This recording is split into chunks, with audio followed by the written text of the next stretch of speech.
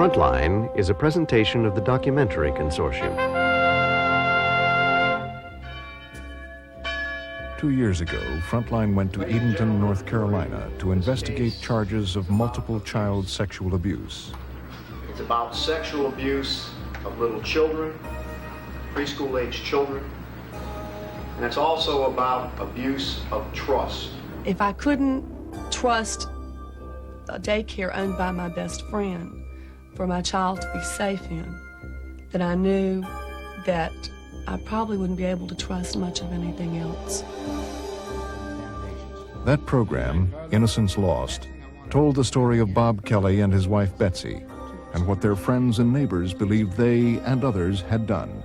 Everything that I'm telling you is coming from my child. Betsy participated in physically and sexually abused these children just as Bob did. In America now, if you want to get even with a man, all you do is accuse him of a sex crime. What really happened at the Little Rascals Daycare? To me, you have that many children saying that something happened. Common sense says something had to go on there. I don't understand how anybody could think that that happened. Tonight, Frontline returns to Edenton to examine the history and prosecution of one of the largest child sexual abuse cases in the country, and the trial of Bob Kelly. To hear the witnesses, the screaming, I would hear the children screaming. Investigators. This is a male doll. Parents. I asked him if Mr. Bob touched him on the bottom, and he said yes. And children. Are you afraid of Mr. Bob, Jamie? Yes. And to discover what the jury found. The evidence was there. All you had to do is look at it and listen to those kids. In my opinion, it wasn't. The evidence wasn't there. I didn't see any hard evidence. Tonight, part one of a special 4-hour Frontline report. Innocence Lost, the verdict.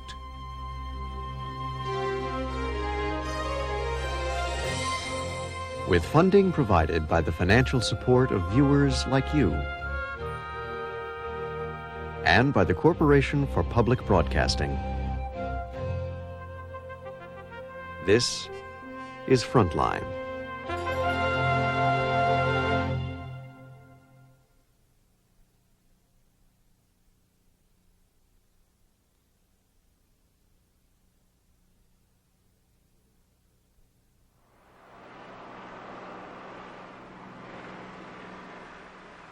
In Farmville, North Carolina, a small town of 4,000 people, the longest criminal trial in the state's history had been taking place in the local courthouse. The jury had been out for more than 3 weeks. For 7 months, they'd been hearing the evidence. Now there was only the wait. For the defendant and his family, and for the friends and families of the plaintiffs.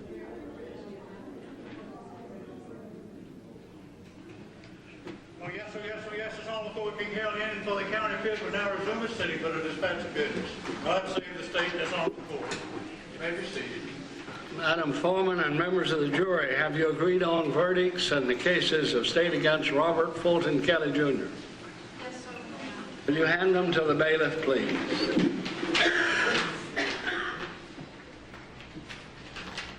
State of North Carolina versus Robert Fulton Kelly, Jr.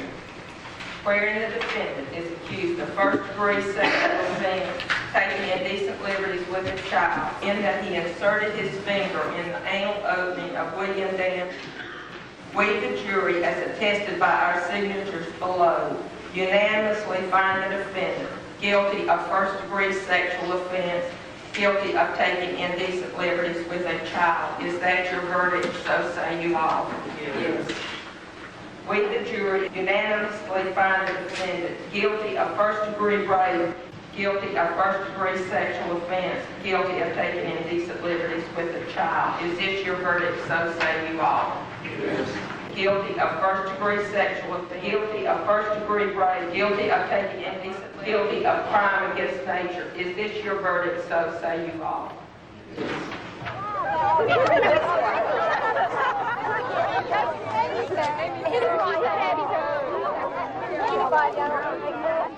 I feel great right now. I just feel really good. I think this sends a message to the world that the justice system does work because it worked today. We can go home and hug our children and tell them that the jury believed them. I'm so thankful for each and every one of those kids that had the strength to get up there and be very brave. They had a story to tell, and every single one of them just got right up there and told it, and right in the presence of the perpetrator, and that's something. Shelley. Yes. How do you feel about the verdict? Y'all clear a path. I'm innocent. What do you think went wrong? I don't know. Why don't you think they believed your story? I don't know. You'll have to ask them. We went through this thing very precisely, and it was very agonizing. We got short-tempered. We lost our tempers. I'm sure some of the bailiffs sitting outside more than one time heard us expressing our opinions, but we left out of there. We all hugged each other, and we felt like we did the right thing. We did the best we could. Finally, I think all of us were just worn down, that we finally just gave up on it. And it wasn't right. And I'm sorry. And I told them in the very beginning that this was something that I would have to live with the rest of my life. And I will. I'll always remember it. And deep down in my heart, I don't think the truth was all brought out. One by one, they take me back to the days when you were mine. And I can't stop this jukebox in my mind. It all started just 60 miles away in Edenton, North Carolina, in 1988. First, there were just whispers. Then the rumors began to grow. Rumors about the local daycare called Little Rascals. Rumors about abuse of the children. People came to believe that in the very center of town, in what used to be the best daycare in Edenton, children were repeatedly abused.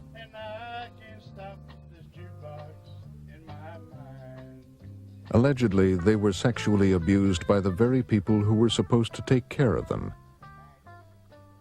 People everyone in town knew and respected.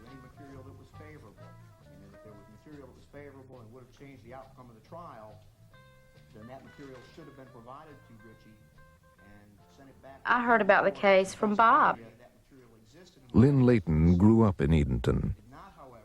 I walked in the door to carry my children in, and Bob met me at the door with his arms folded, and he said, I have something to tell you. And I said, what? He said, well, I've been accused of abusing a child. I said, Bob, physical abuse? And he said, no, sexual abuse. Well, I felt like all of the air had just been sucked out of me. I was just in shock from what I heard. Who could be doing this to Bob and Betsy? It was my first thought. These wonderful people. Lisa Baker came to Edenton when she was married. She had a daughter in the daycare. I asked him who would make this ridiculous charge.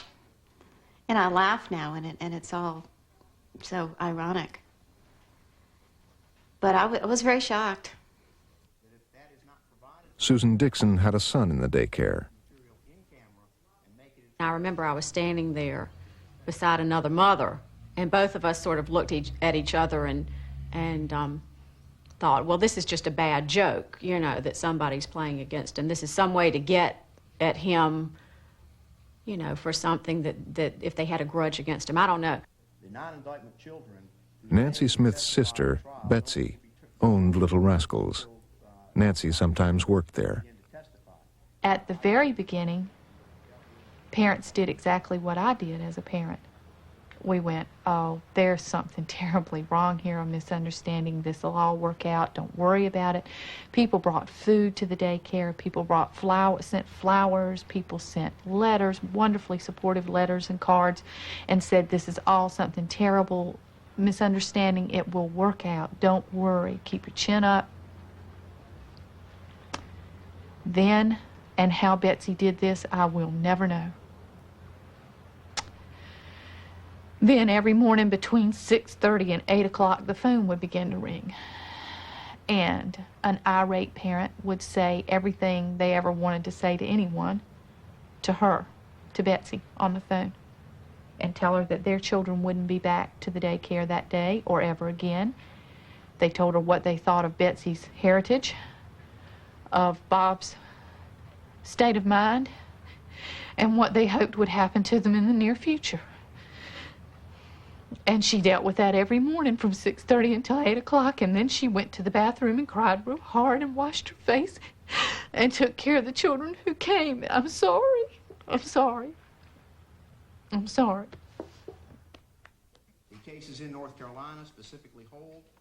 Betsy Kelly ran the daycare with the help of her husband, Bob. It was against Bob that the first allegations of abuse were made. It was not clear who had made the charges. The investigation had gone from social services to the police department, and then to the county's district attorney, H.P. Williams. Chris Bean, the most prominent lawyer in Edenton, had been hired to represent Kelly. In late January of 1989, someone made a complaint to the Department of Social Services that there was child abuse. During that period of time, of course, there were no charges. We were just really trying to find out some specifics. I believe completely that he was innocent and that this was a terrible, horrible allegation that had been made against him. And what a horrible thing to happen to anybody. We haven't been in 4 years. While Chris Bean was trying to find out specifics, he and his wife began to notice that they were losing their friends. People who had been our friends for years, who would not even look at us, would not speak to us. Grace even went to one of our friends and said, "What's wrong? What's the matter?" And she said, "Nothing. Nothing's the matter." But it was obvious. It was obvious that something was wrong, and she wouldn't tell me. And said, "Oh, everything's fine," but continued not to speak to me. It was in this atmosphere of rumors and hostility that Chris Bean represented Bob Kelly at the first court hearing. A probable cause hearing was scheduled for April the 25th. And on the date of that probable cause hearing, the district attorney and one of the police officers advised me right before we entered court for the hearing that my son had been named as one of the children who had been sexually abused. And they told me that the reason they were telling me is that a grandmother of another child who had named my son had told them that unless I was told, then this grandmother was going to tell me herself that I was a father first and a lawyer second. And I was shaken, just really devastated by it, and had to go into the courtroom and represent him with that information. And then it was shortly after that that I talked to the grandmother and then withdrew from the case. Chris Bean's resignation as Bob's defense lawyer and then going over to the other side was a major turning point. From then on, things developed fast. This is Channel 3 Eyewitness News. With today's indictments by the grand jury, Kelly is charged with 11 counts of first-degree sexual offense, 12 counts of taking indecent liberties with a minor, and 12 counts of crimes against nature. He owned the Little Rascals with his wife Elizabeth. Bob Kelly was rearrested on more charges. Then a friend of Kelly's, Scott Privott, and Bob's wife, Betsy, were arrested. Then there were more rumors and more charges and more arrests. And still more charges and more arrests. High bonds were set and then increased. Little Rascals became a familiar name in newspaper headlines and on television across North Carolina. Eventually, 7 people would be arrested. The prosecution hinted strongly the new charges involving more children and defendants are all a part of the same nightmare. I will tell you that all 7 people are charged with conspiracy, and they're charged together.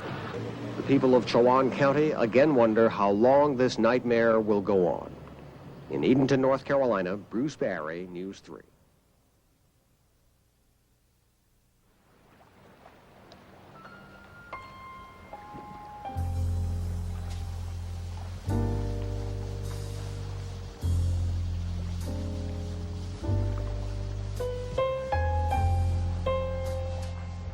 All this had happened in the year before we first came to Edenton in the summer of 1990. We found a beautiful, small southern town, peaceful, proud of its history and tradition. It was a friendly town. People were friendly to each other and seemed open even to strangers. But it wasn't long before we discovered that beneath it all, it was deeply divided.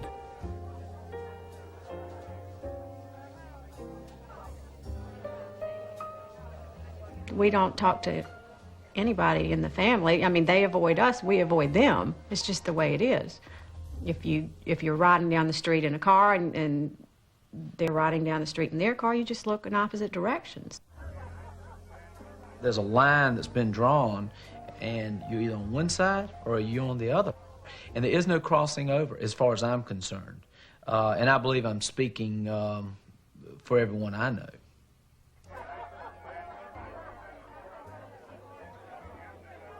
These were the people who were the friends of Betsy Kelly's parents. We're just off the list, if you want to put it bluntly. Because people are not inviting you because it may be, it's just, they just don't want to be with you because it could have repercussions. The majority of these people are good people. Good people, solid people.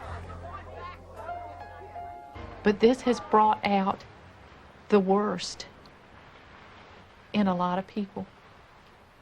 There are people that I've known all my life, and I've never seen this side of them. And I don't ever want to see it again. Good morning to you all.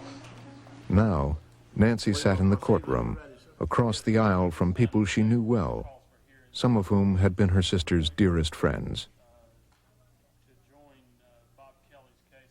I love Betsy like a friend, and it was very hard to turn this love into a hate. Because I can truly say that I despise Betsy. Yes. When I look at Betsy, I hate Betsy. The state has served the defendants and These were my friends. These were people I respected, people that I grew up with and I looked up to. All the parents were my friends, but my best friends? Probably Lynn Layton. And then probably Jane. How do I feel about her now?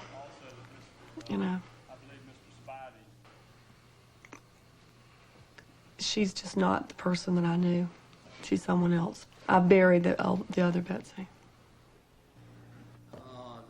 There were rumors that the whole case started with a falling out between the two good friends, Betsy Kelly and Jane Mabry. It all started in the fall of 1988, soon after the opening of the new daycare center, when, for reasons which are not clear, Bob Kelly slapped Jane's son, Joel. Joel was then 4 years old and attending Little Rascals.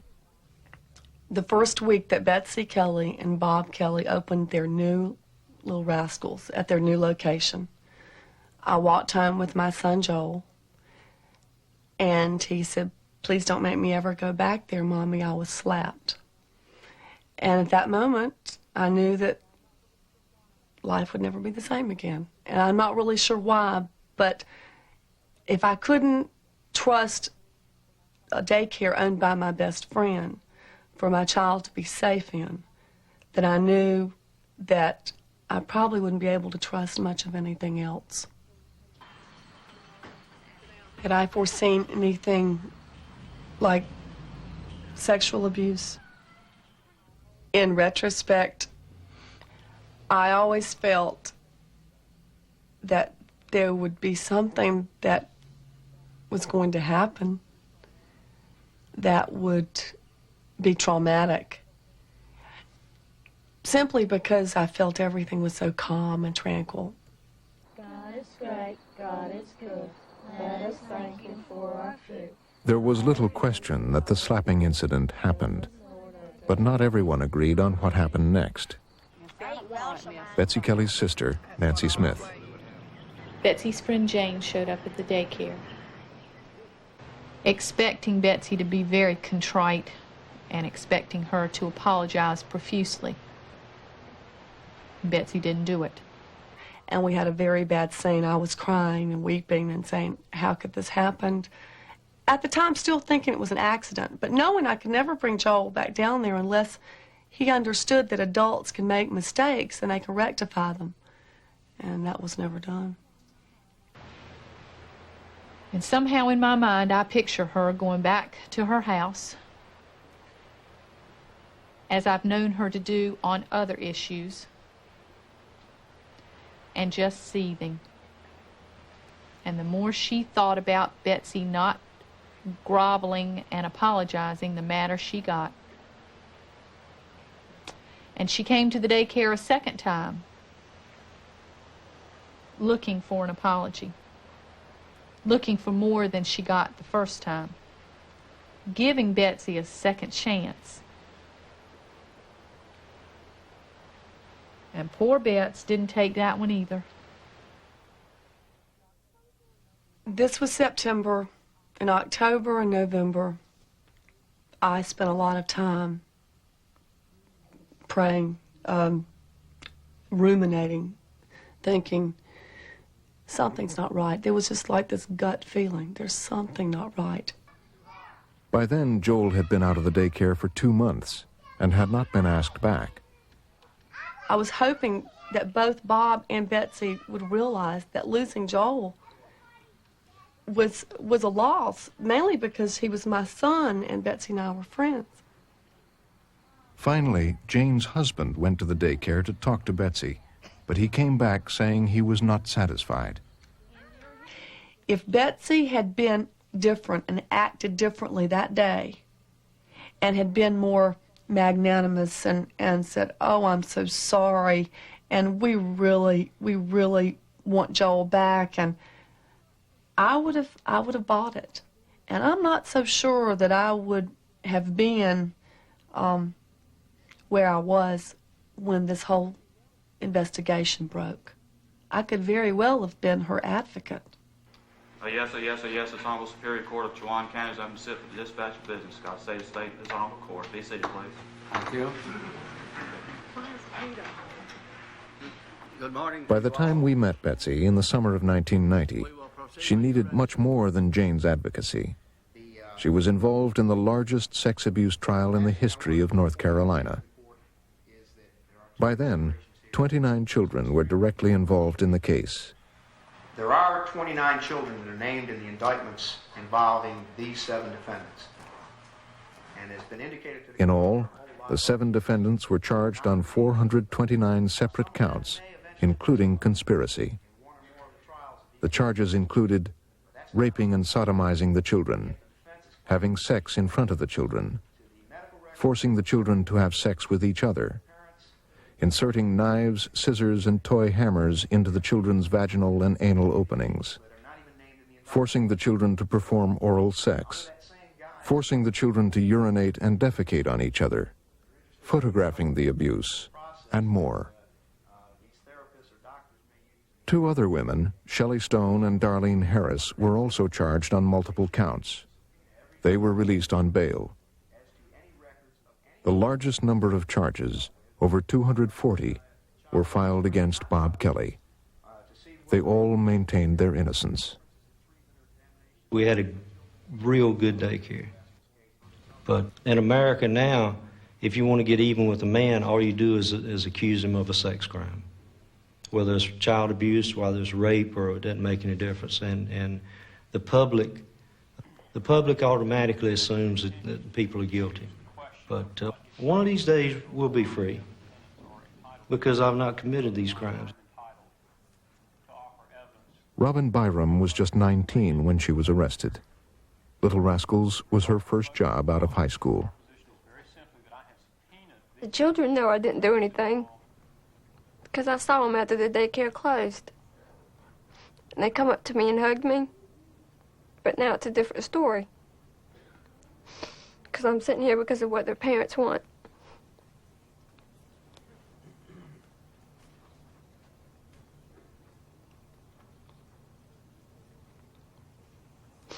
So the parents have really done it to the children, not me. Dawn Wilson was 23 when she was arrested. She did the cooking at Little Rascals. I feel that they arrested the last 3 of us just so that we would talk to them, tell them what they wanted to hear. I mean, taking me away from my baby at 19 months old, taking Robin from hers, and he was 3 months, putting pressure on us so that we would talk to them and give them what they wanted. But they didn't think we'd last this long. Scott Privott, the owner of a video store and a shoe repair business, said he wasn't sure why he was arrested. That's a question I've been asking myself for 15 months. I don't know. The only people I knew that worked down there were Bob and Betsy. They used to rent movies from me. So I don't really know how I got involved. Don't know why, don't know what's going on, still trying to figure it out. Do you understand what you're being accused of?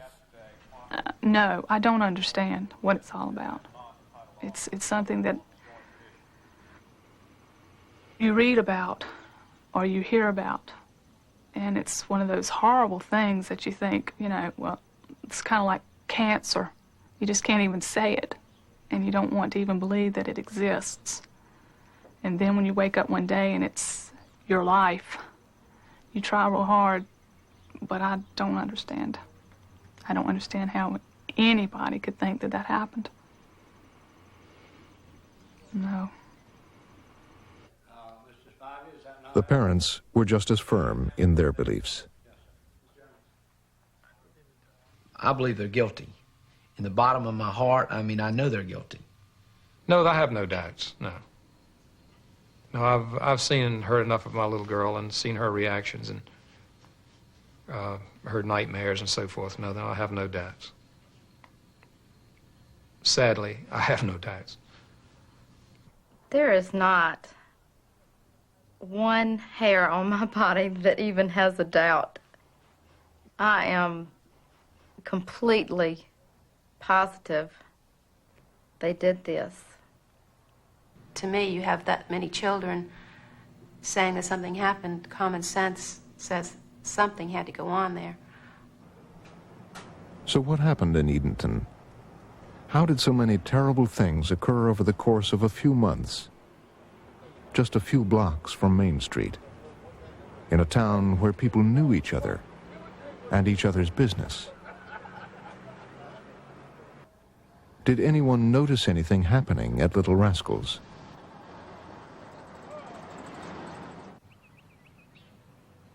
Bob Kelly's trial opened in August 1991 in Farmville, North Carolina, 60 miles from Edenton.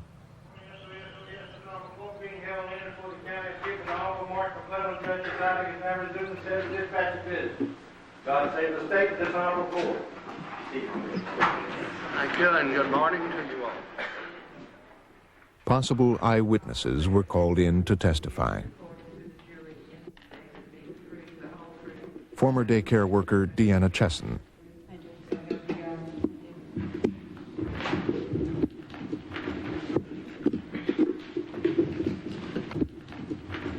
Did Bob ever discipline children aside from putting them in the ugly chair or spanking?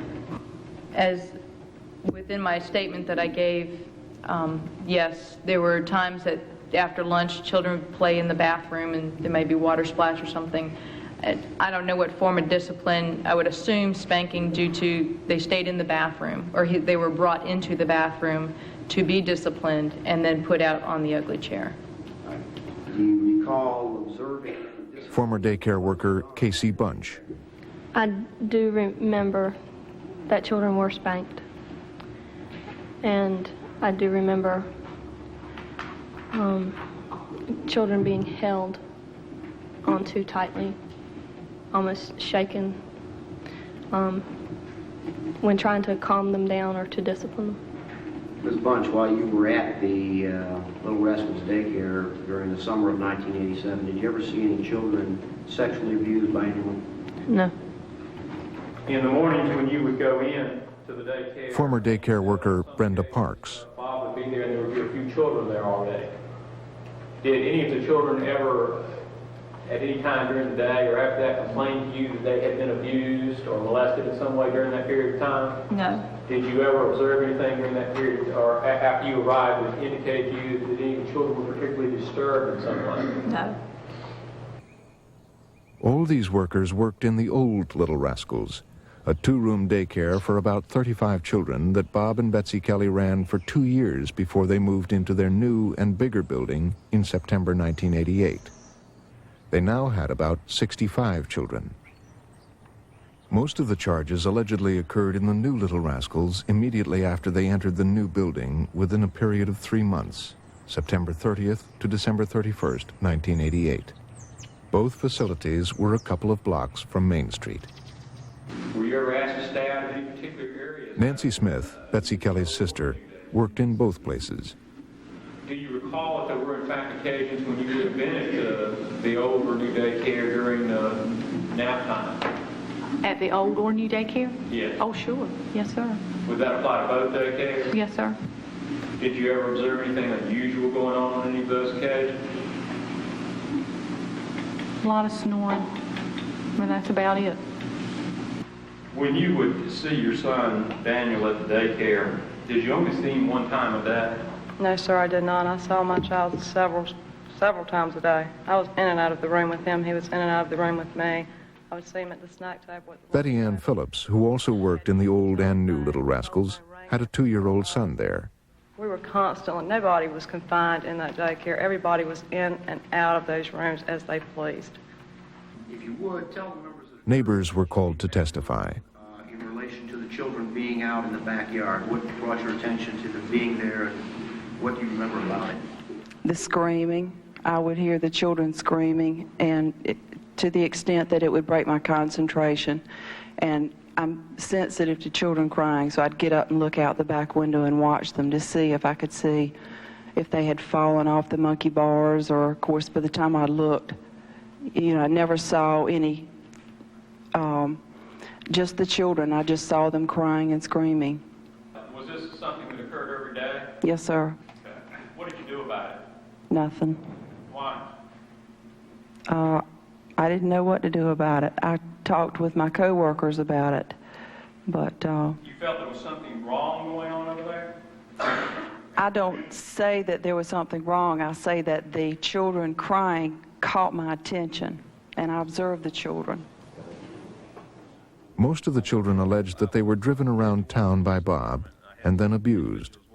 but there were no conclusive eyewitnesses. I was in the traffic going south on Broad Street, and I got behind Bob's van at the intersection near the post office, which is Church Street and Broad. I got exactly behind the vehicle, and as I was standing there waiting for the light to change, I noticed a small child waving at me like this here in the back window at me. Could you tell at that point who was in the front of the vehicle? No, I couldn't. The driver is kind of hidden from the rear of the vehicle with it's like a plywood section for shelving, and the driver, you could not see him. But I think when he turned onto East Queen Street, I glimpsed this area of his shirt when he was making a turn, and it looked like Bob's uniform that he normally wears, white shirt with blue pants. The door was open on the vehicle, so you can see exposed to this side of a person if he was driving. But you didn't see his face? No, sir. It was what we had been told since we arrived in Edenton. No one saw anything.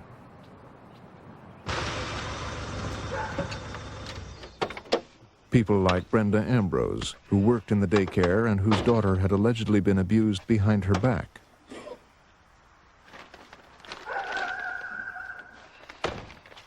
Right up until the time that it closed, I still didn't believe it happened. I mean, I worked there every day. If something like that would have happened, I would have seen it. But it happened. I've got to say it happened from my own experience with it, having my daughter and everything. I've got to say that it did happen. But if the court of law asked me, did it happen, I would have to say I didn't see anything, because I didn't see anything. People were constantly in and out. Staffers coming to work at different times during the day. Parents coming to pick one up for dentist, one for doctor. One was sick this morning, so he's coming in at 11. You never knew when the door was going to swing open. Never. Even Lynn Layton would agree. I went in that daycare. I didn't see anything out of the ordinary. It was kept nice and quiet. I did not see anything myself that would cause me to believe that anything could have happened like that. You were there. That's right. I was there every day, except for, lunch, and there was a couple of days when, I had doctor's appointments or something like that. I still lay in bed at night right now thinking about how they could have done it. How could they have done it with me right there in the room across the hall?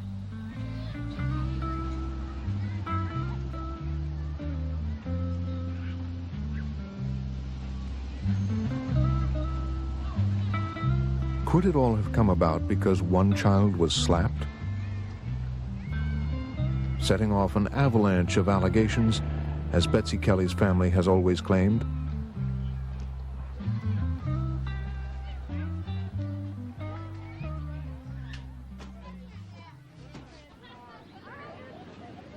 Jane Mabry knew that people were pointing fingers at her, and she was dismayed.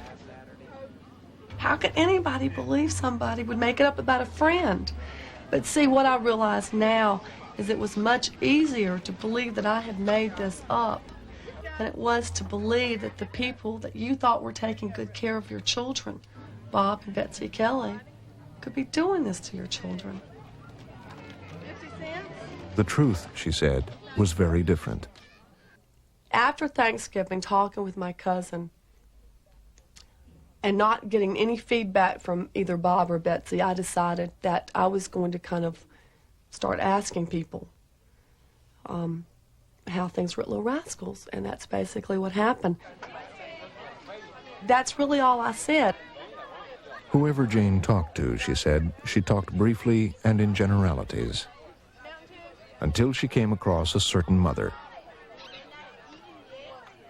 I honestly don't know exactly what happened, other than my understanding is this one particular mother I talked to was concerned in our talking. It raised some more red flags, and she pursued it and found that it wasn't a physical abuse that was taking place, but that it was sexual abuse. And that's what precipitated the investigation by the social services.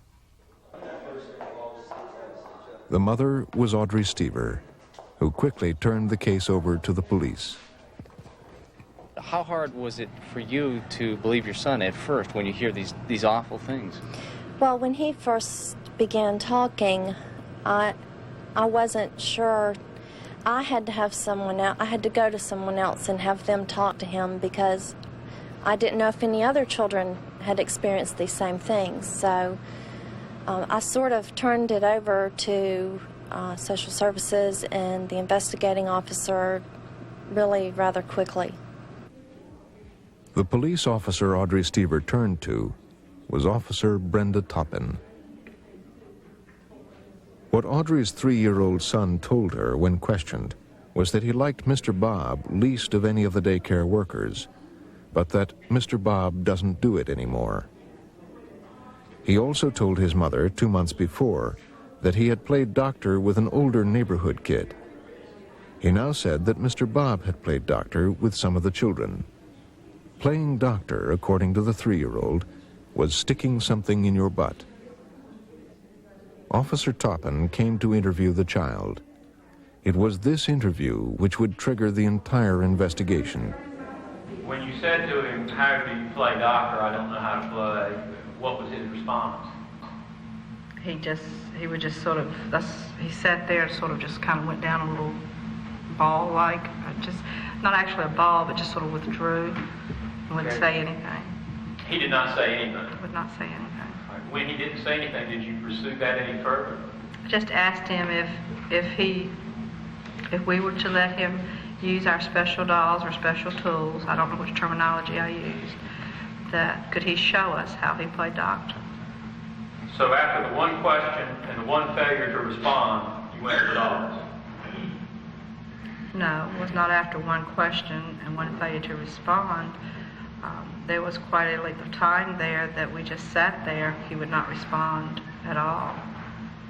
Okay, so after he failed to respond, you both sat there were no further questions?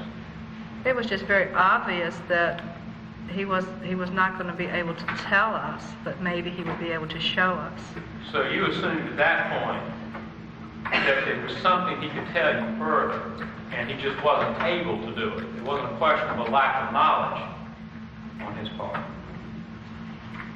It was in the look on Kyle's face, and because I knew him,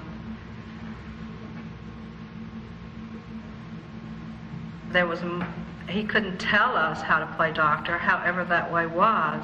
So we asked him if he could show us on the dolls. And he pulled on the doll's penis? That's correct. What else did he do with the doll? He had pulled the pants down of the doll. Now, it's my understanding from the testimony that before you began using the dolls, you could not get him to say anything. That's correct. You could not get him to describe anything. That's correct. A day or two later, the defense asked her to demonstrate to the jury the so-called anatomically correct dolls she used in her interviews with the children. This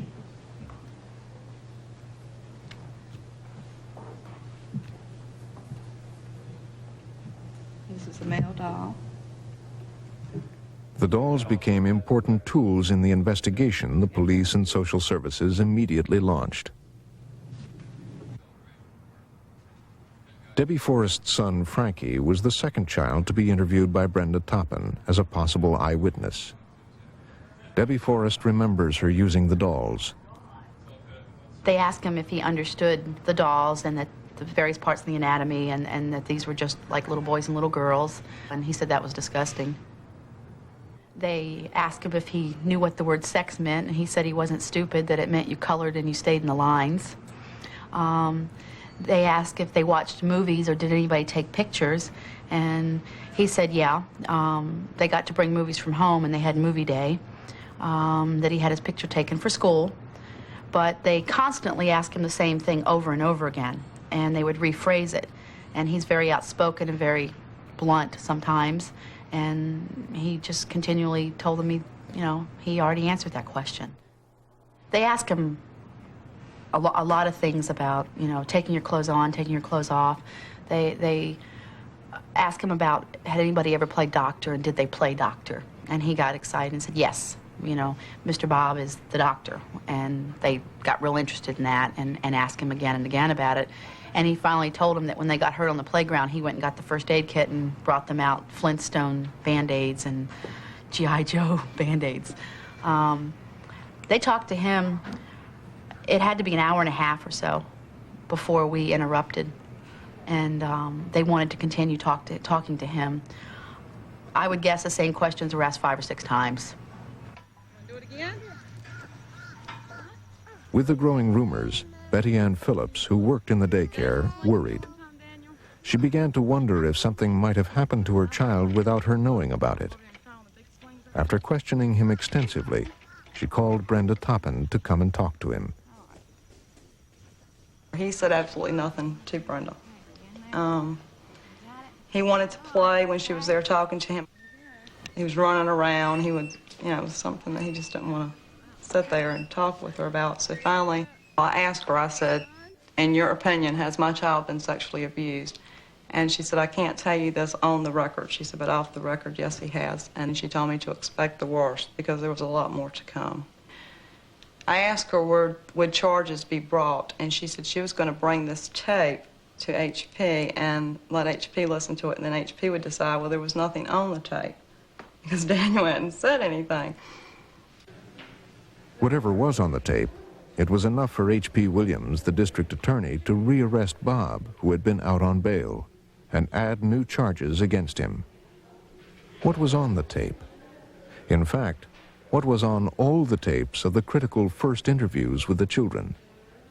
Whatever tapes were made, it seems, had been misplaced or taped over, and all the original notes were destroyed. Do you keep your original notes? Not as a usual rule, no, sir. Have you destroyed the notes that you used to prepare the reports in this case?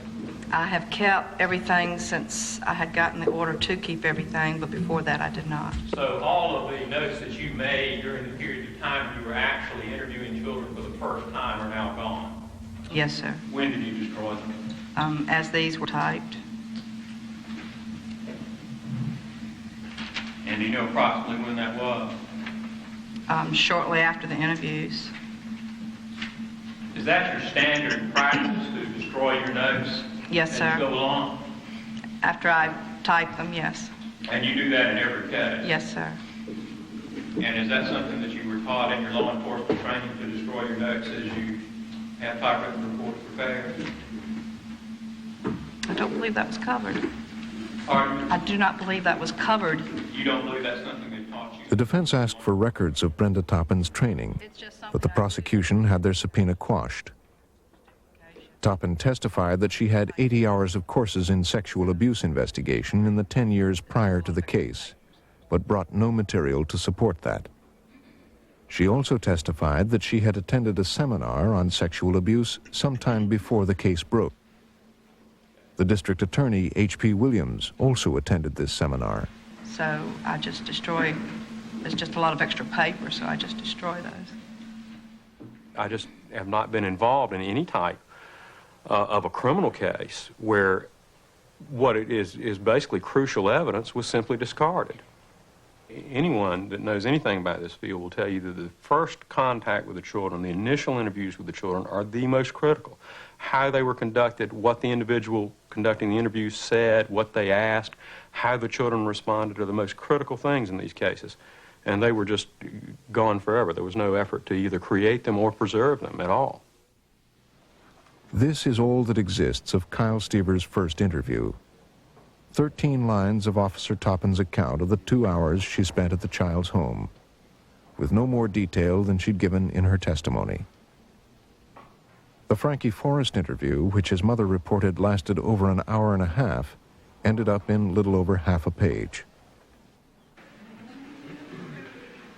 The prosecutors would not talk to Frontline, but Special Prosecutor Bill Hart explained in an interview to the local TV station the importance of Officer Toppin as a witness. Brenda Toppin has been most involved in the case right from the very beginning. A witness like Officer Toppin can really bring things together and show why some of the things happened as they did and put it in more perspective. Now, how did the shift occur But it became obvious that Officer Toppin either couldn't or wouldn't put very much in perspective because she could seldom remember what she'd asked the children to elicit their allegations. Sometimes the children, when I was talking with them, they would just come right out and just say it. I didn't even have to ask a question. Is that what happened on this occasion? I cannot tell you exactly if that is what happened. I know that has happened. But you do not know on this occasion whether that's what happened or whether you asked some question or made some remark to Lauren. I feel like that's what happened on this occasion. Do you know that? I can just tell you my recollection. Did you pursue that with him and ask him how he got back out of the water? I don't know whether I tried to or not. I don't have any documentation. Frequently, if I would ask a question and got no response, I didn't put anything down, so I really don't have any way of knowing. And you asked her if she had her clothes on or off? She stated that she had no clothes on. Okay, well, do you know how the question of whether or not she had her clothes on or off came up? As I have told you before, I have not written down my questions as far as what were asked of Lauren. I know What did the jury make of Officer Toppin's investigation? We were not allowed to film them in the courtroom, but a few of them agreed to speak with us after the trial. Juror Mary Nichols. Why would a police department make an investigation into serious charges like this and not keep the evidence? But they admitted that it had been destroyed, or they had lost it, or something had happened to it. Juror Dennis Ray. When Brenda Toppin first went out for her interviews, the kids were literally saying nothing. So, why tape something if it's not going to be, an allegation or something? You really don't have nothing there to tape. Juror Marvin Shackelford. Why was all that stuff discarded and thrown away? It just don't make sense. I mean, if I had something against somebody and the note was true, I wouldn't throw the evidence away. It just looked like a plot to me. Juror David Williams. Yeah, it was kind of funny.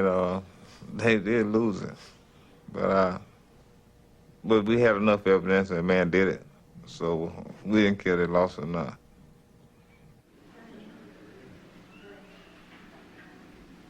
Innocence Lost, the verdict, will continue after a short break.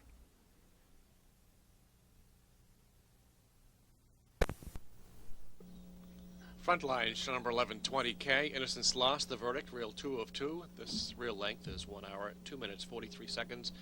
It's mono, both channels, WGBH TV Boston.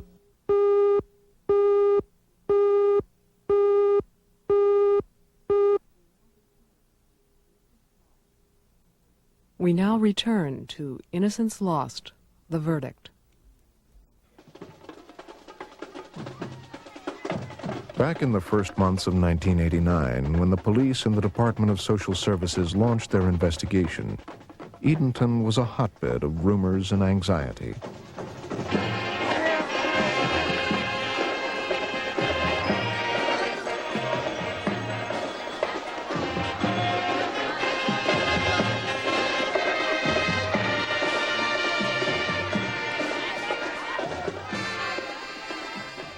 There were names being bandied about the town of people involved here, and I said to myself, now wait a minute, this is getting ridiculous.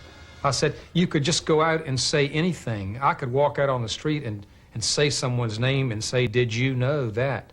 And all of a sudden, the next day, it would go full circle. It would stay in the loop and come around the loop and come right back at me. And it was so easy to start something. These people panicked. They looked at each other, who's involved. The rumors were unbelievable. You heard crazy things. It was everybody from the guy that ran the bank to the guy that ran the gas station to the police. It was just absurd. And everybody was looking at everybody else as you walked down the street.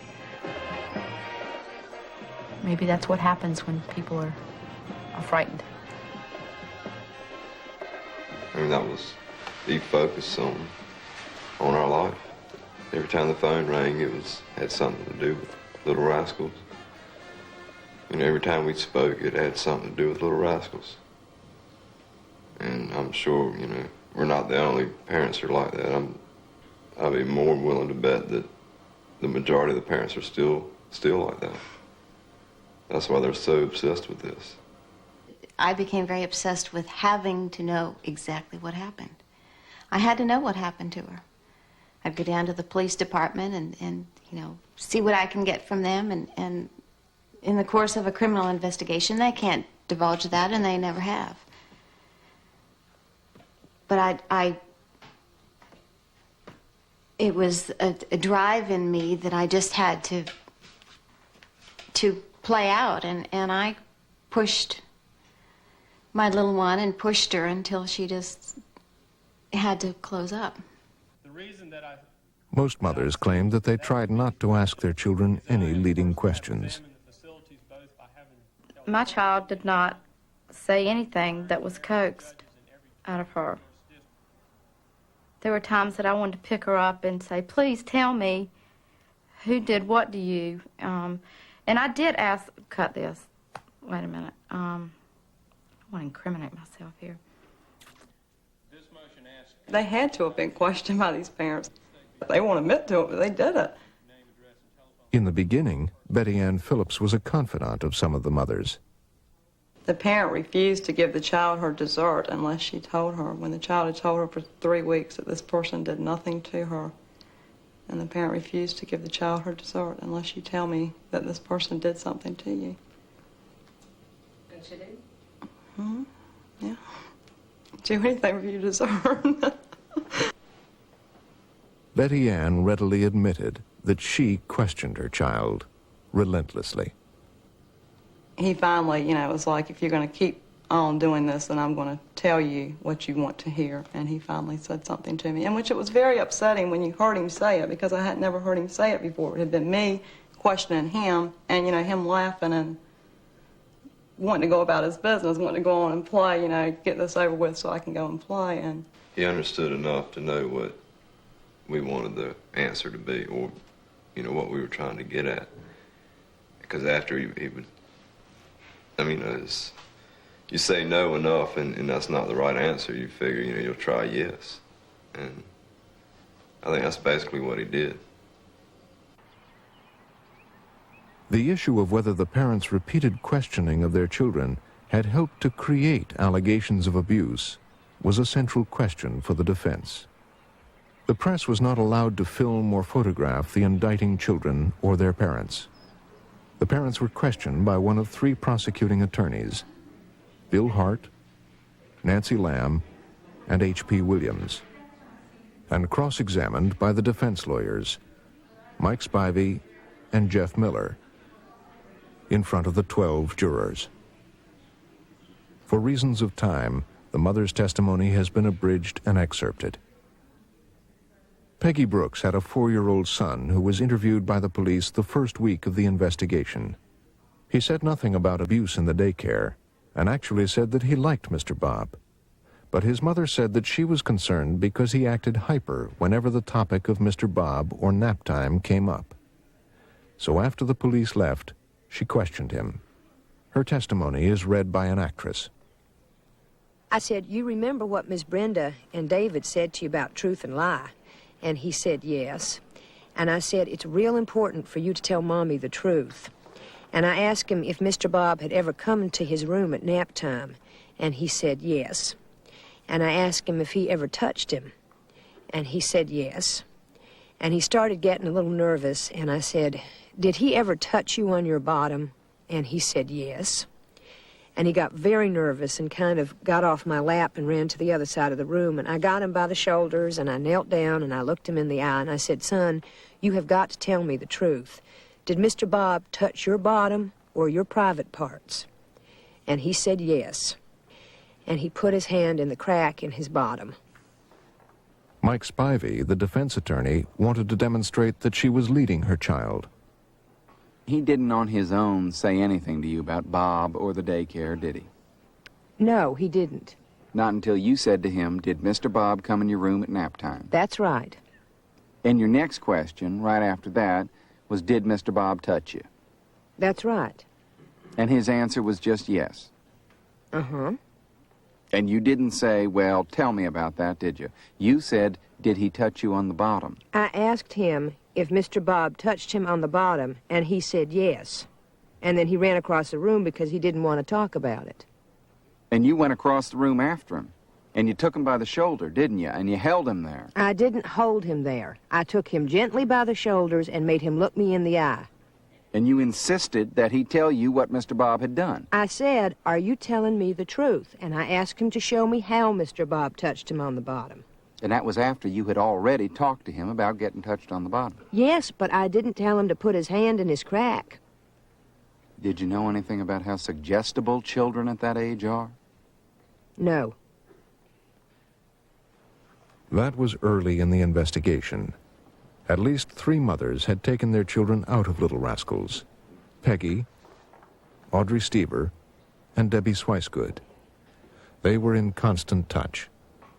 The defense wanted to demonstrate that they were passing information to each other about the case. The mothers denied it. Do you recall telephoning Debbie Swicegood and telling her that your son had told you a real weird story about the upstairs at the daycare? I don't remember doing that, but I may have.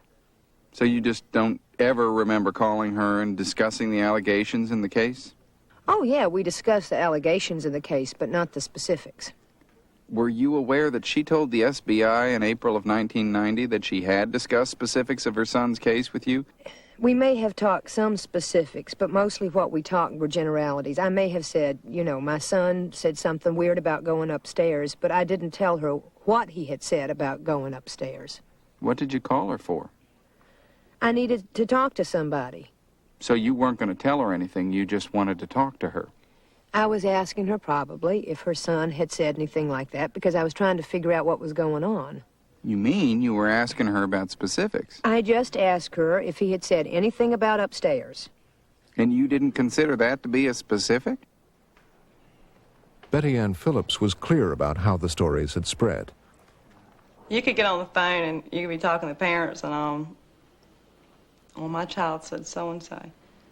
And the very next week, you know, your child just happened to say the same thing. I mean, it happened. I mean, I did it. They did it. They won't admit to it, but they did it. I mean, they would get on the phone, the parents. I mean, they get on the phone with me and tell you, you know, my child said this about your child, you know. Your child said this about my child, and my child said this about the other child. And then they would tell that parent, and that parent would question that child on what was supposed to have happened, and then the child would go to therapy the next week and would say the same thing.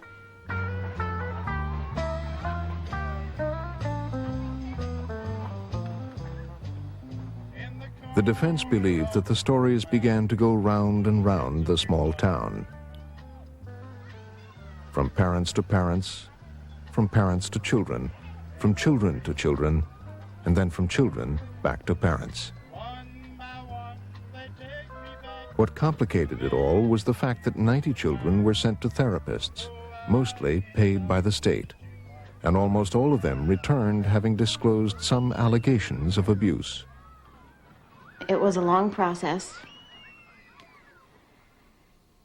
And it took about 10 months before she felt comfortable and safe enough to indicate that there was something that had happened there. He wouldn't tell me for a long time, but finally, after going through therapy, it eventually came out. Once the children got in therapy and started working it out, it didn't come right away. It took quite a while. But once it started, it was just devastating. If it was a long process for the children, it took no time at all for the therapists to decide that massive abuse had taken place in Little Rascals.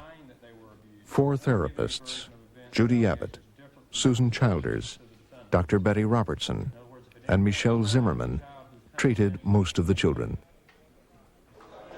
Audrey Stever was among the first group of mothers given the name of Michelle Zimmerman, a psychiatric nurse, by Officer Toppin.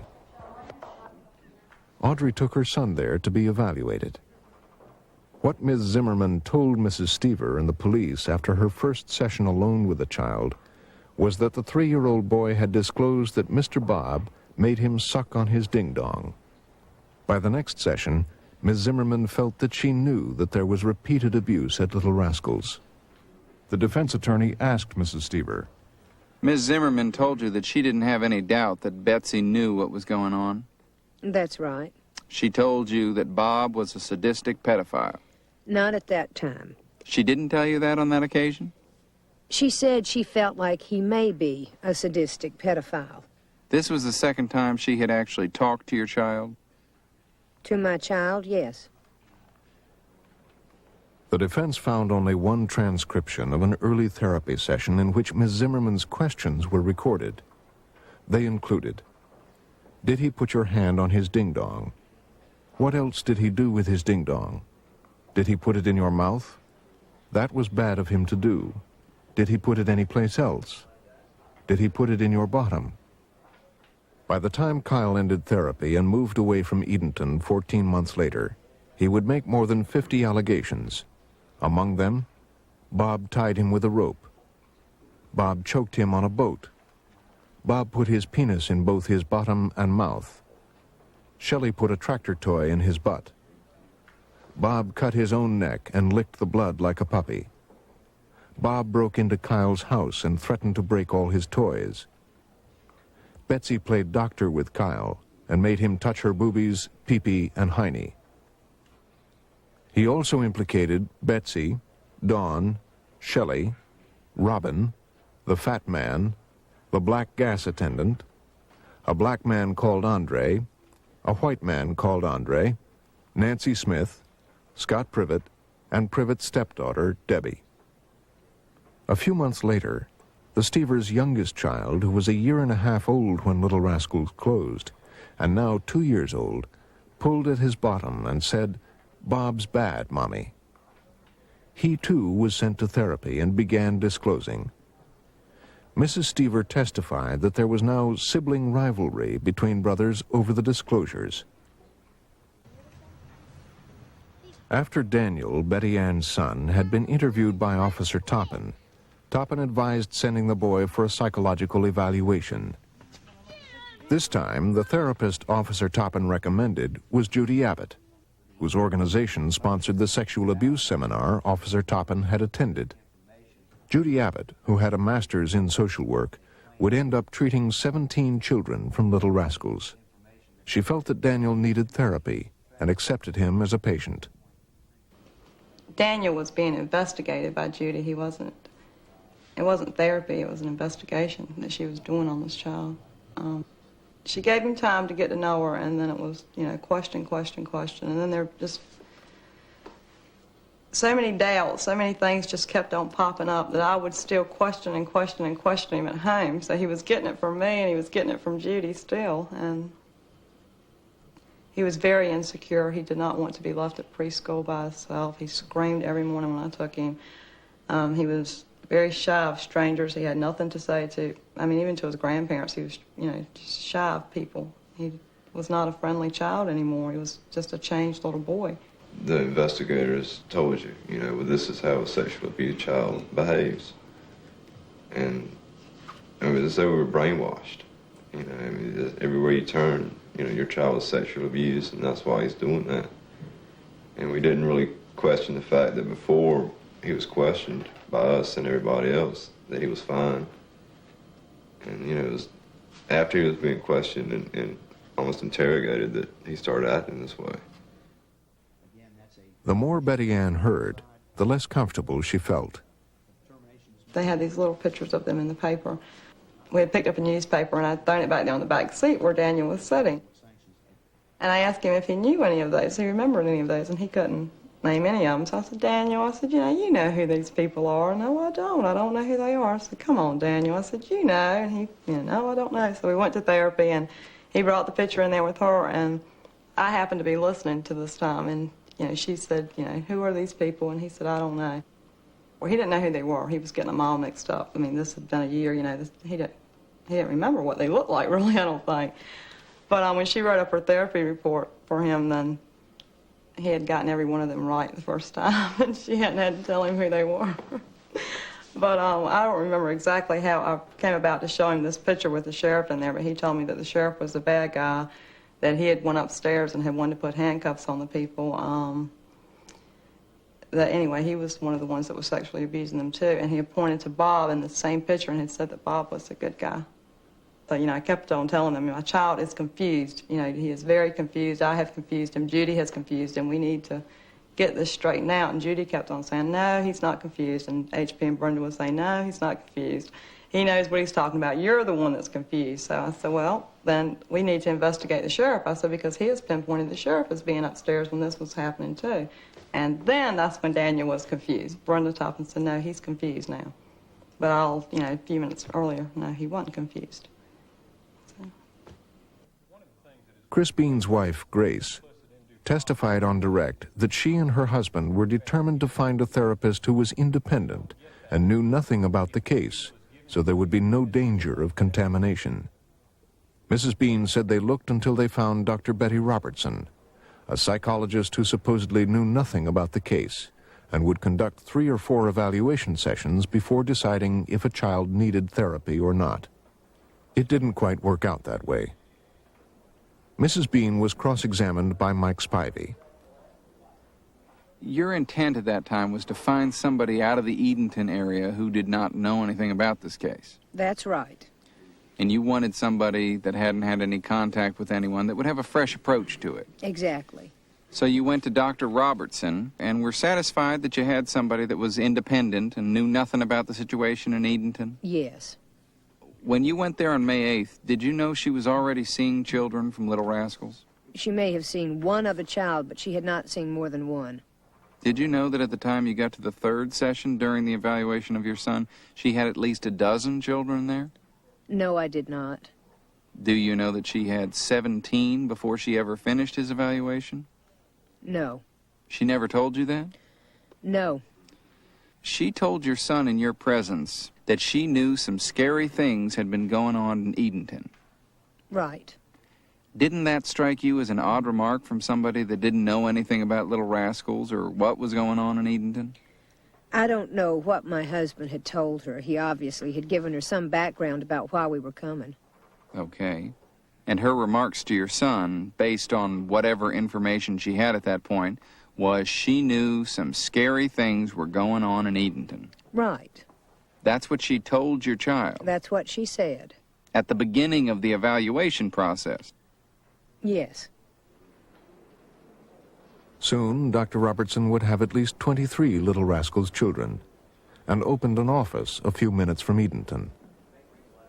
She had a good reputation among the mothers, and a few of them switched their children to her. One of her techniques was to give the children homework, that is, to repeat allegations to their parents at home. Grace Bean explained. The first time he was given a homework assignment, we decided at the session when he would do it, and we agreed that it would be Saturday at lunchtime. When lunchtime came on Saturday, I reminded him that this was the time for him to do his homework, and he said he was too tired to do his homework, and he would do it after he took his nap.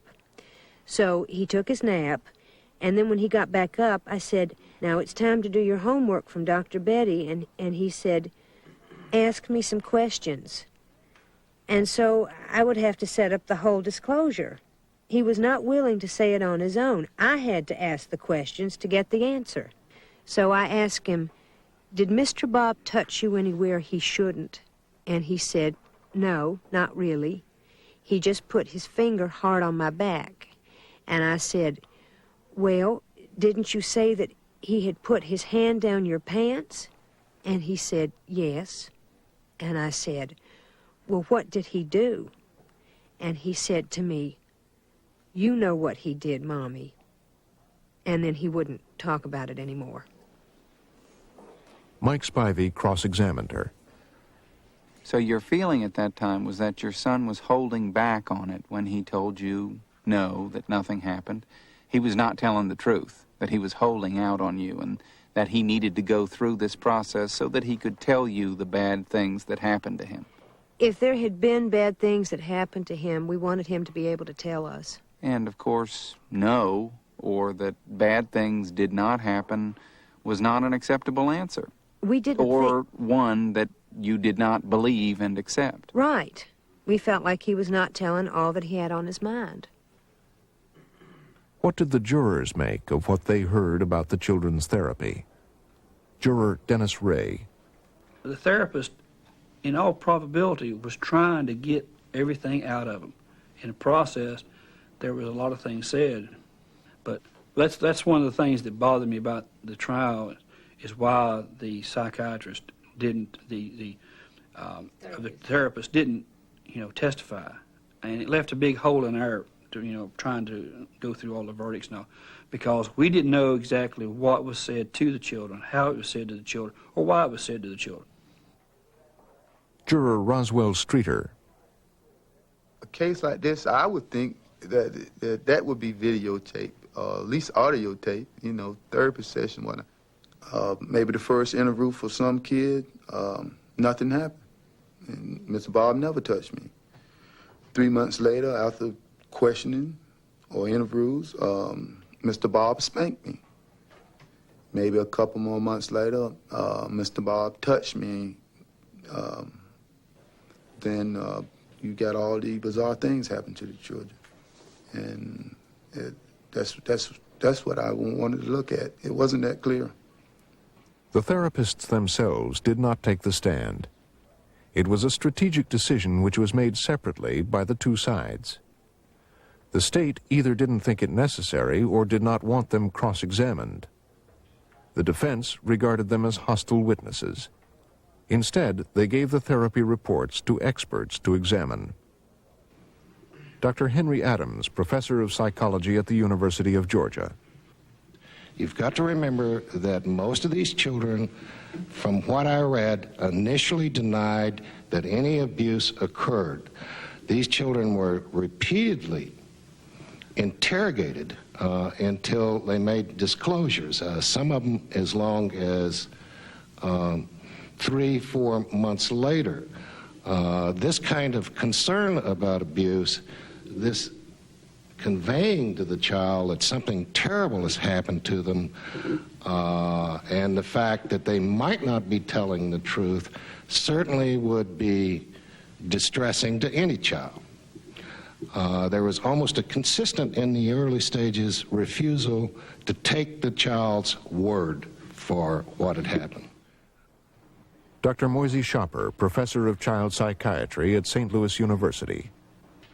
I think every one of these cases seemed to be stamped from the same mold, and they all had their agendas. They all were involved in securing allegations. I found that very little to nothing was done in the way of treatment. Major issues were totally ignored or unrecognized. Everything was put under the general heading of this must be related to sexual abuse, no matter how far-fetched that may be theoretically and practically. This did not meet up to anything that I'm aware of in terms of minimal standards of therapy, and in terms of treatment, I don't think the kids got any treatment. In fact, I think a lot was done to undermine their mental health. You've indicated Dr. Mark Everson, associate professor of psychology at Chapel Hill, was the only psychological expert the state presented. He did not read the therapy reports and testified only in general terms. There are, with many kids, especially traumatized kids, it takes a long time to help them feel comfortable to tell you something. And even when they start telling you things, you often feel there's a lot more that they have to tell they have not told, and you often get a kid who will come in and recant. And then they'll say, yeah, it did happen, and they'll recant, they'll say it did happen. The problem is you're dealing with very, very strong fears on the child's part, and again, they're very easy to intimidate. So it is a process. That's why you can't do just one interview. You do one interview and you may get bad information. That's why we really advocate a series of interviews with a child. But Dr. Schopper says it depends how you interview. To have a child present allegations to the therapist and then calling in the parent and having the child repeat the allegations to the parent, or giving homework assignments that the child must go home and repeat those allegations to mom or to dad, first of all, is very coercive. It's got nothing to do with any kind of technique that I've heard about or know about. But what it does is it creates a reality for the child that gets reinforced and reinforced and reinforced, so that we get an allegation, whatever way one gets that allegation, whether it's correct, distorted, accurate, but as it gets repeated and repeated and retold, it then becomes a reality for that child. And this is one of the ways to take allegations and make them into firm memories.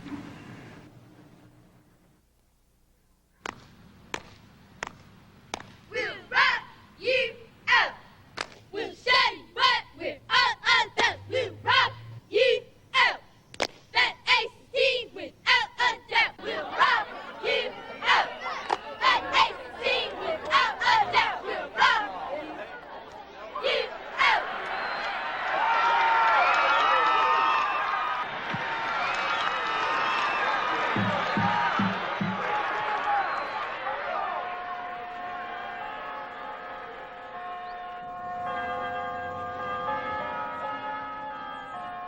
Life went on in Edenton. On the surface, it was all still familiar.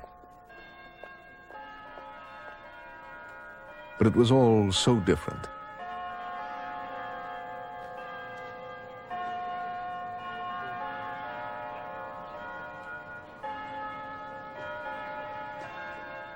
Warren and Alice Twitty, Betsy's parents, have lived in Edenton for over 30 years. Churches have been very difficult for me. Well, I have been a superintendent of Sunday school, I've been a board of ushers, I've been a Sunday school teacher, I've been a department head. And no one in the church except the preacher has been to this house. I should have come up for re-election on the usher board and I was not asked. We go because it's our church. I'll always go. It's a sad life. It's something I never thought that I would ever have to handle. But apparently, I do have to handle it. And I'm trying. Your earrings, aren't they pretty? They were all trying. Look. Laura, Bob and Betsy's daughter, was being raised by Nancy Smith, Betsy's sister. Do you know that that was taken at 3 o'clock? Laura has a problem with being angry. She's very angry, and she just doesn't know who to be angry with.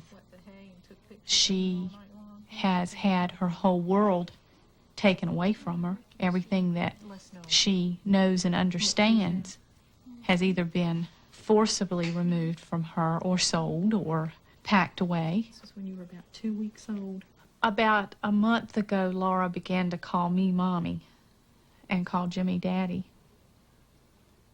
And the first time she did it, we were standing in the kitchen, and I remember I was cutting an apple for their after-school snack. And I whirled around and I said, "I'm not your mommy." And it scared her. And I felt terrible after I'd done it, but that's very important to me. I am not her mother. Look, this is your mom. Doing what? That's when she was going to her prom. She has a mother who loves her very much, who's coming back to be her mommy. And Laura's got to hold on to that, just like the rest of us do. She carried flowers. Look, and there she is again. Isn't she pretty? All the defendants were separated from their children. Robin, who was pregnant when the alleged abuse occurred, left behind her baby Anthony, 7 months old, and her husband Kevin, who was 19. Kevin was raising Anthony with the help of his mother and Robin's mother, Lou. Anthony. I just can't believe it. You know, all her dreams and illusions get shattered. You know, you teach your children, you know, you obey the law. You don't cheat on your income taxes. You believe in God and you be good to people and nobody will bother you. And this whole thing's just been shattered. Reputation. I always said, but reputation means more than anything, Robin. And she knew that. She had a good reputation. In fact, my neighbor told me, she said, of all the teenagers she knew, Robin was squeaky clean. You know, it was what you call a squeaky clean teenager. And all the letters I get from her, you could read them. I've got them all in a box. Not one word of hate, blame. She just says, well, Mom, you know, the one letter she wrote to me, I'll find it for you one day when I get in there. She said, I had it all. I was happy as a child, happy in high school. I had a man to love me, and I loved a new baby and a good mother, and it's gone.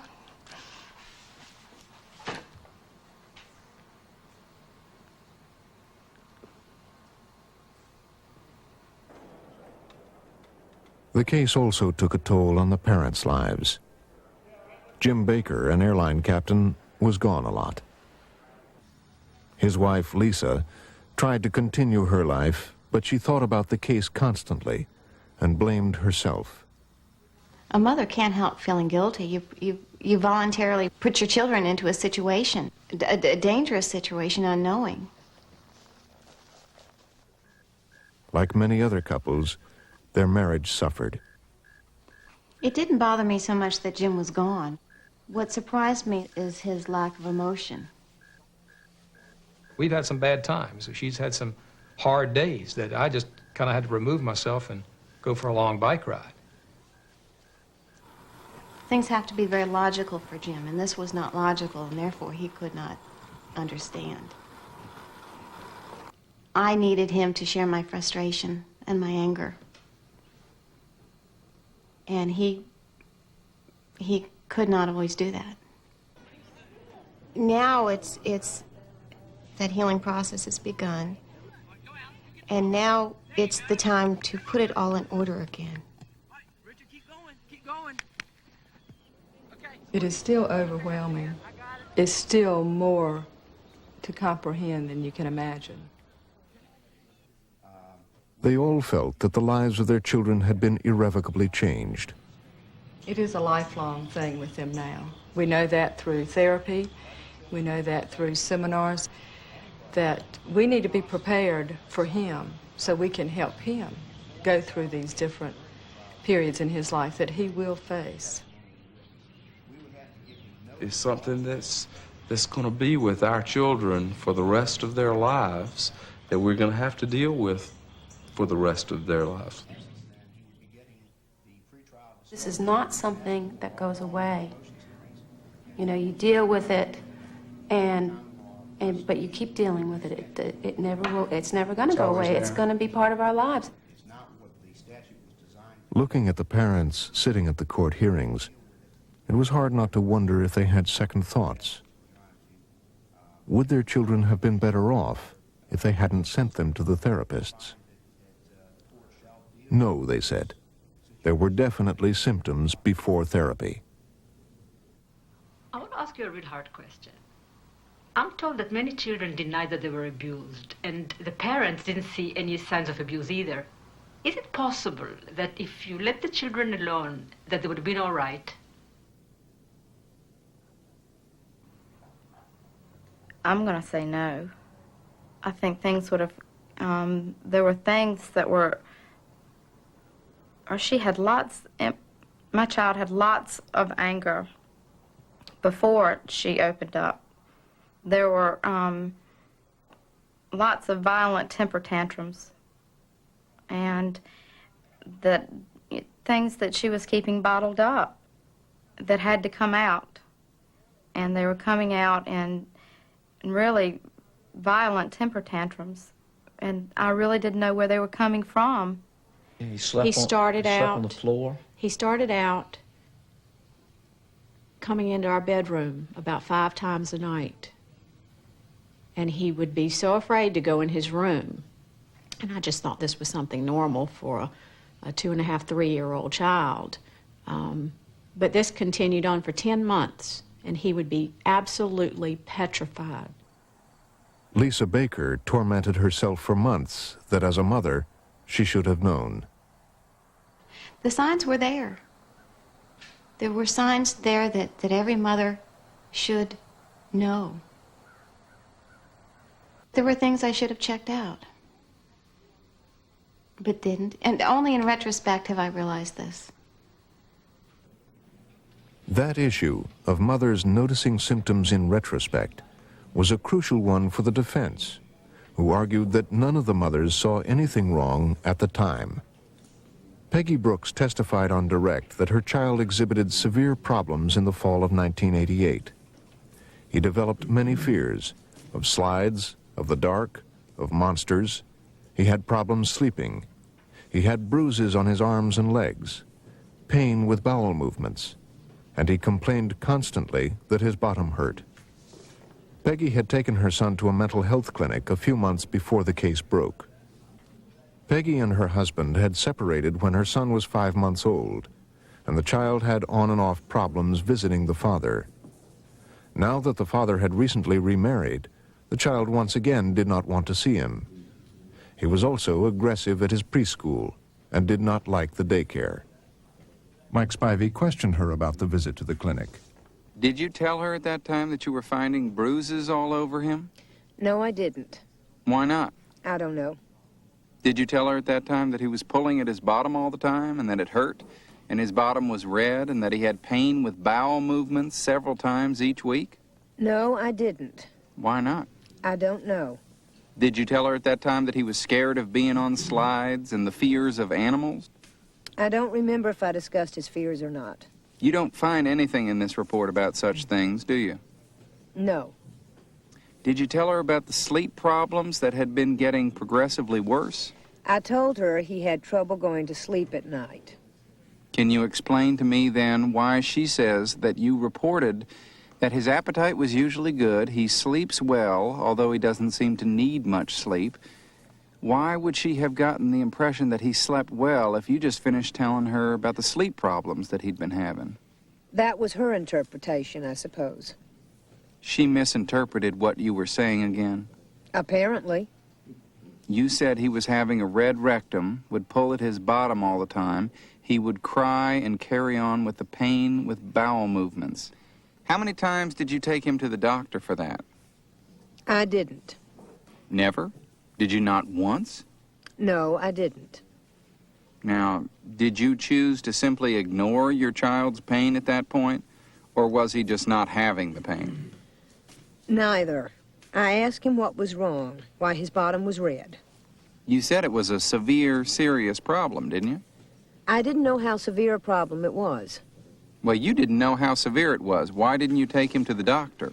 If he was doubled over screaming with pain, I might have taken him to a doctor. These are children that had good parents. These are children that had parents who were very concerned about the welfare of their children. These were children who regularly saw pediatricians and family doctors, some of them every single month. And nowhere in all of those records on any of these children is there anything that indicates they were having any of these problems. Now, it's very difficult to believe that a mother who is very concerned or a father who's very concerned about their child and their child is waking up, for example, screaming every night for a month with terrible nightmares. It's difficult to believe that that parent is not going to go at their next doctor visit and make some mention of it to their doctor. And that never occurred. Grace Bean, whose husband represented Bob Kelly until April 1989, testified about the severe symptoms she had noticed in her son beginning 6 months earlier. She testified that very soon after her son entered Little Rascals, he developed terrible temper tantrums. He would lie on the floor, kick and scream, lashing out at her. It sometimes lasted for more than an hour. The prosecutor asked her, "What other changes, if any, did you observe in him?" He began having nightmares that he had never had before. They were such that he was kicking, screaming. His eyes would be open. You couldn't talk to him, you couldn't wake him up, and there was nothing to do but wait it out. How long was it after the daycare opened that these nightmares began? Probably 3 or 4 weeks, maybe at the most. How often would he have a nightmare? Every night. She also testified that he was belligerent, started baby talk. He wouldn't go to the bathroom unless she went with him and stood guard at the door. He had pain with bowel movements. He had stomach aches and leg aches. He became hysterical over any small injury to him or to anyone else. He would scream and kick when she tried to wash his hair. Mrs. Bean testified that all those symptoms started very soon after he started going to Little Rascals. Mike Spivey cross-examined her. Now, when you took your son to the doctor in the fall of 1988, what were the symptoms that led you to carry him to Dr. Perry? I don't remember the specific visit, but he has had bronchitis more than once, so it's very possible that's why we went. But at that time, there was nothing about having nightmares or night terrors where he couldn't sleep every single night for a month, having tantrums for an hour every single day, baby talking, being uncooperative, having tingling, having to have a guard outside the bathroom door, having continuous stomach aches and leg aches, overreacting to pain. None of those things at that time concerned you enough to go to a doctor or a psychologist or any other professional person about your child's behavior during the fall of 1988? Yes, it concerned me. Of course it did. Not enough to go to a doctor, though, did it? I wouldn't go to a medical doctor about it. You didn't go to anybody about it then, did you? No, we rationalized ourselves about it. You went to your medical doctor for a cough, but you would not go to a doctor or anyone else for a child that was sitting up screaming every single night for over a month? We tried to think why he would be doing that. After allegations of sexual abuse were made in January of 1989, and your sons were still in the daycare, and your son was still sitting up every single night having night terrors and pain when he went to the bathroom and all these other things, it never crossed your mind then you needed to see some professional person? We continued to do our own homework that we could. We are not hysterical people that jump to conclusions. And when you couldn't find any answer and the behaviors multiplied and got worse... The only children who did not seem to have been abused at the daycare were children of parents who did not send their children to therapists or who sent them to independent therapists.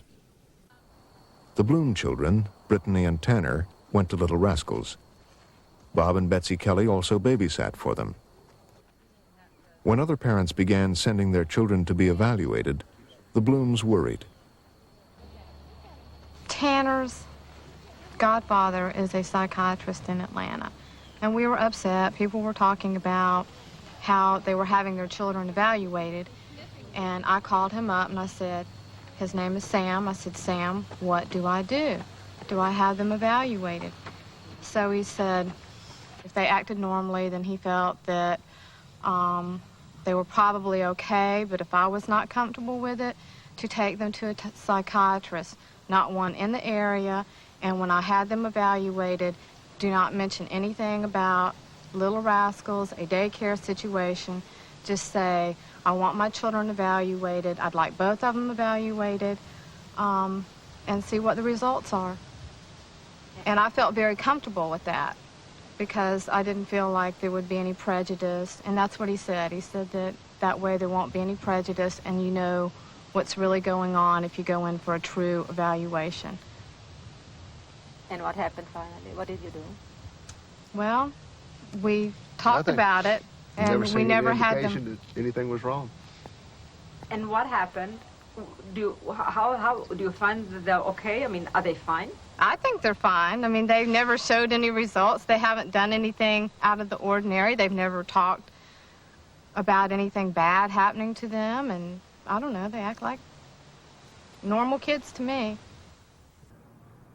Debbie Forrest also felt her child was fine. In fact, she never believed any abuse occurred at Little Rascals. I was probably unique in that I worked full-time, and a lot of the moms there didn't. They worked part-time, or their kids were there, so they got a break to be with the younger children or just to get a break from the kids. And my schedule was awful. They never knew what time my son was dropped off. They never knew what time he'd be picked up. My husband was an insurance agent. He did a lot of business in the evenings and the early morning. Someone might pick up Frankie at 1 o'clock in the afternoon, 3 o'clock in the afternoon, or I might call and say, would you drop him off on your way home? I won't make it in time. our hours were just ridiculous. They would never have had any idea when I was coming or going. I frequently would get 2 hours in the afternoon and go pick them up, wake them up from nap time, and go have lunch and spend a little bit of time with them. And all that time, 18 months of being there, and all my comings and goings and my husband's comings and goings, we never saw anything to give us any concern, ever.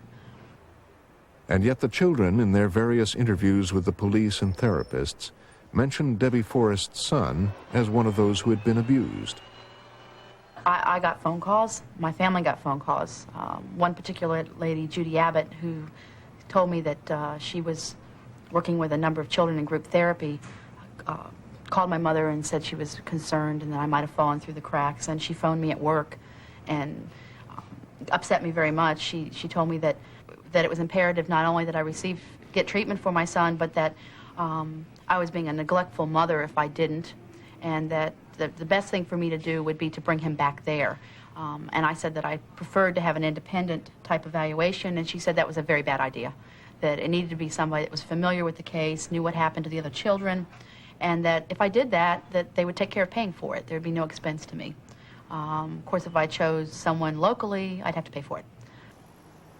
In spite of the financial disadvantage, Debbie Forrest decided to send her son to an independent clinic in Charlotte, where she now lived.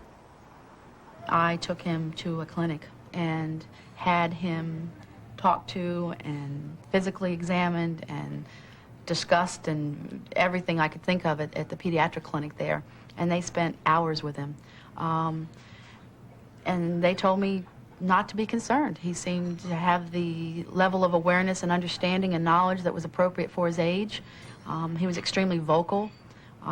He was a kid that probably would come home and tell me if something disturbed him. He tells me everything else. Don't jump. Don't get any ideas in your head, okay?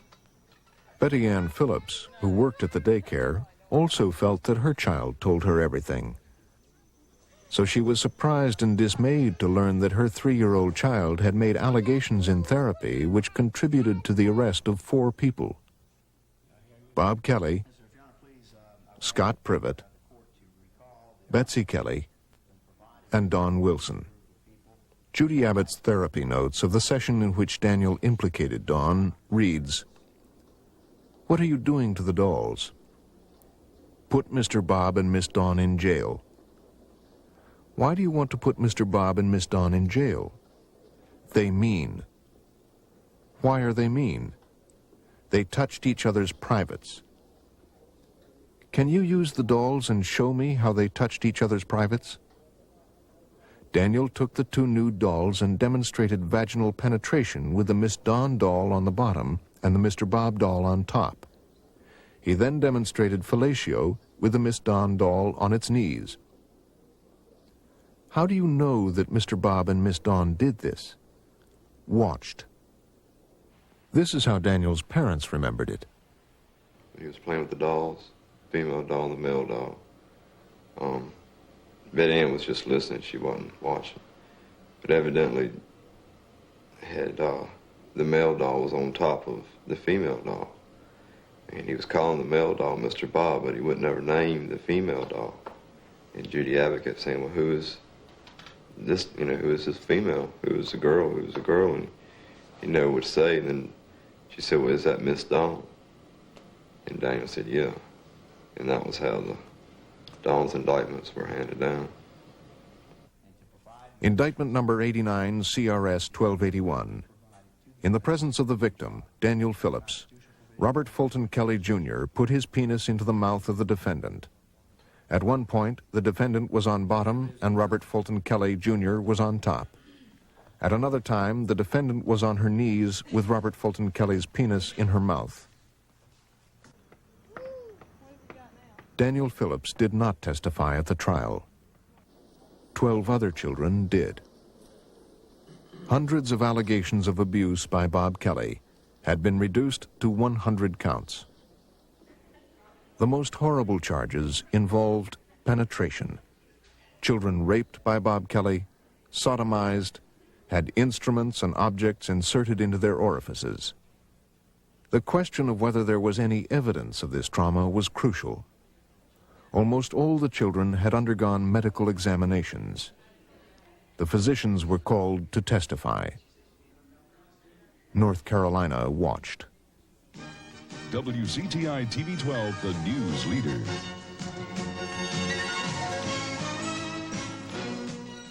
It's a matter of opinion, or more precisely, whose medical opinion the jury believes.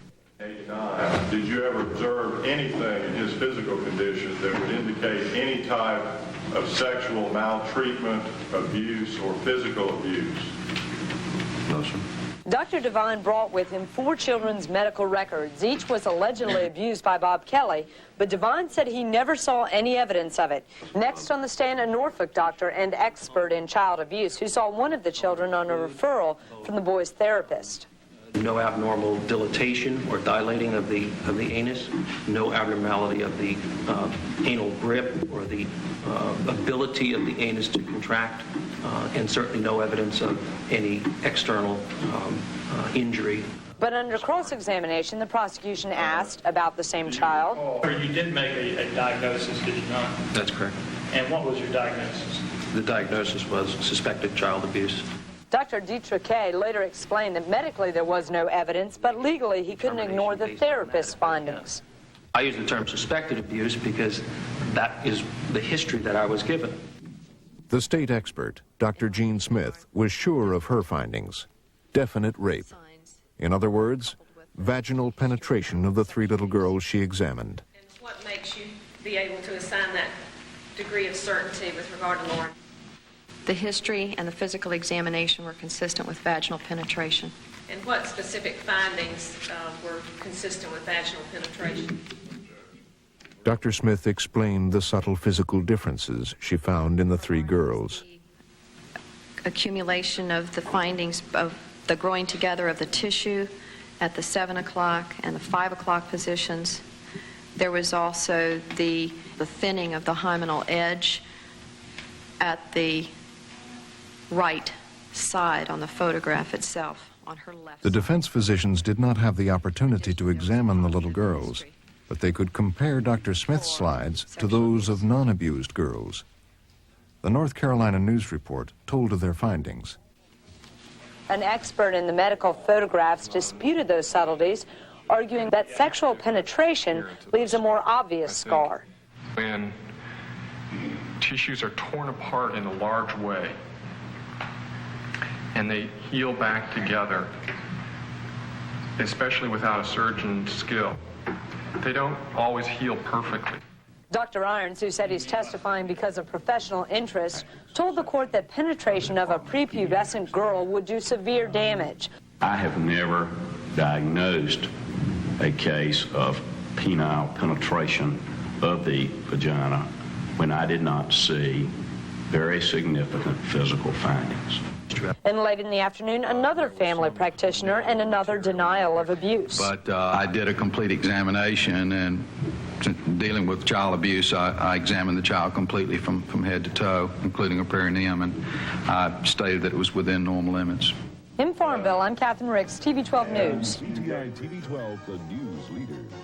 While the jury was left to sort through the inconclusive medical evidence, the prosecution shifted its stance and ended up dropping the argument they had worked hard to build. So when you're in the jury room thinking about this issue, think about the definition of vaginal intercourse. Penetration, however slight. In North Carolina's law, rape does not necessarily mean penetration. Rape can mean a touch of the sex organ, however slight. Or past the hymen, you may not see evidence of it. And that's all they're talking about here. Penetration, however slight, it's not necessary vagina be entered or the hymen be ruptured. And that's what Bob Kelly was doing. And that's what we're talking about. Because if he had gone into a violent kind of act with these children, then the parents would have known. It just didn't happen like that because he didn't want it to happen like that. But they tell you he raped these children. They tell you in their documents he penetrated these children. They tell you that he inserted things into these children. You know, every other time they're telling you these things, but in the light of day, the physical evidence doesn't bear it out. And so we've got to change. We have to move. We have to shift again. Penetration now is however slight. You'll hear that. That's the law. And he didn't really penetrate. This sadistic human being that they have reviled for so long has the wherewithal and the ability to control his emotions and control his sexual desires to that extent. Now, which is he? Is he a guy that wants to be real gentle and be careful so you don't hurt the children? Or is he this vicious brute that's inflicting all these injuries on children? Doesn't make any difference. Run you, whatever will sell. It's just not realistic. The members of the jury we spoke with were not convinced by the medical evidence. Juror David Williams. No, definitely not. The medical evidence didn't faze me not one bit. It didn't, no, it didn't. Juror Roswell Streeter. You would think there would be some real hard evidence, but I didn't see that. I mean, I'm no medical expert or anything like that, but I'm just a person with common sense. I mean, I didn't see it. I didn't see it there.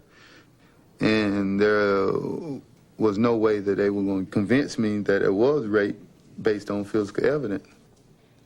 Juror Dennis Ray. We don't know to what extent he went in and violated these children. A lot of these cases, the children were 6, 8 months later after these things happened to them that they were taken to Chapel Hill for examination. And the state of North Carolina says rape is ever how so gentle. It doesn't have to pass through the hymen to be rape. Mary Nichols summed it up. Well, you really couldn't put your finger on it. But you didn't have anything but circumstantial evidence. So you don't want to convict a man on circumstantial evidence for life. Yet that's exactly what they would do. They would convict Bob Kelly on 99 charges out of 100 and see him sentenced to 12 consecutive life sentences.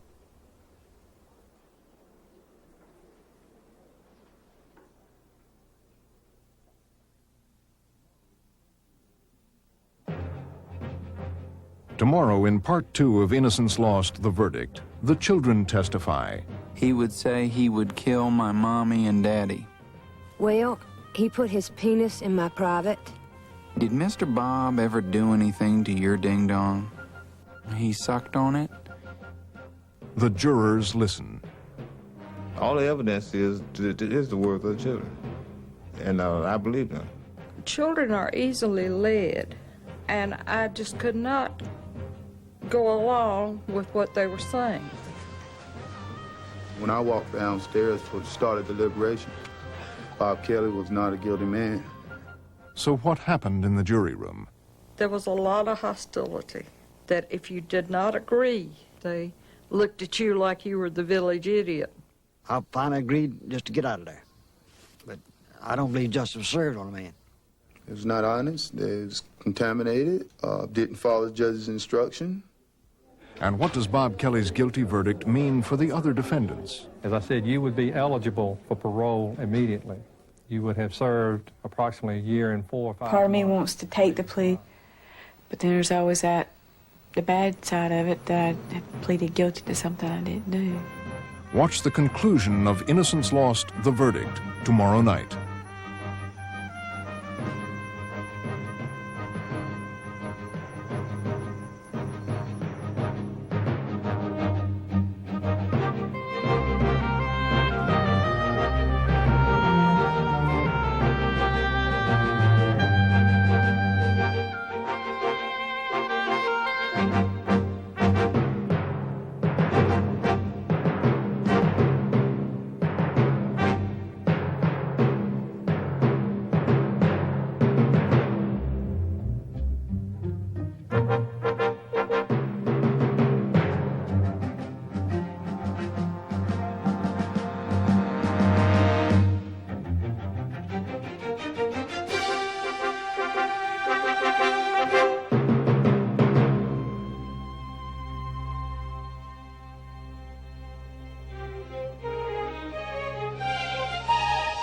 Funding for Frontline is provided by the financial support of viewers like you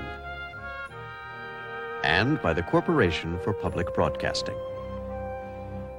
Frontline is produced for the Documentary Consortium by WGBH Boston, which is solely responsible for its content.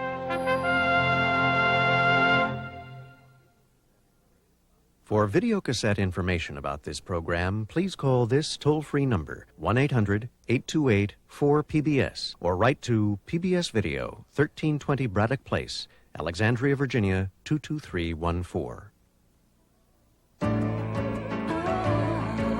This is PBS. For a printed transcript of this or any Frontline program, please write to Journal Graphics Incorporated, 1535 Grant Street, Denver, Colorado, 80203. To order by credit card, call 303-831-9000.